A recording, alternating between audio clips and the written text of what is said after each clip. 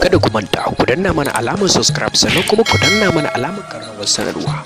Idan kuma bidiyon ya burge ku ce ku dangwala masa alamar like. Gode da kasancewa da wannan tashar tamu. Na san mutane za su ce me yasa nake cikin farin ciki haka. Wato jiya ne ina so in kashe 10,000 kacal daga cikin account dina. Zan sai katin waya, zan sai data, zan kuma dan tura 1,000, 2,000 a wasu wurare. Kawai sai na tuna cewa fa duk abu ɗaya da zan yi akwai charges ɗin kuɗi da za a ce ni. Ne shiru na rasa abin da ke damuna. Kawai kun san me nayi? Sai na tuna ashe ina da application na Money a cikin wayata.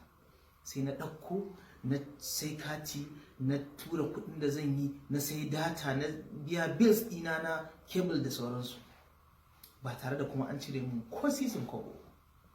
To wannan shine garaɓasan da Money app yake ɗauke da shi. Maza ku je ku yi downloading kuma ku ci wannan garaɓasan da ni nake cikinta. Nagode. Na san mutane za su ce me yasa nake cikin farin ciki haka. Wato jiya ne ina so in kashe 10,000 kacal daga cikin account dina. Zan sai katin waya, zan sai data, zan kuma dan tura 1,000, 2,000 a wasu wurare. Kawai sai na tuna cewa fa duk abu ɗaya da zan yi akwai charges ɗin kuɗi da za a ce ni. Ne shiru na rasa abin da ke damuna. Kawai kun san me nayi? Sai na tuna ashe ina da application na Money a cikin wayata.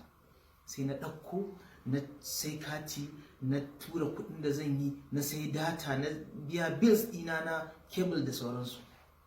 Ba tare da kuma an cire mun ko sisin kobo.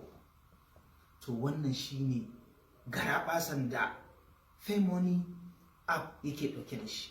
Maza ku je ku yi downloading kuma ku ci wannan garaɓasan da ni nake cikinta. Nagode.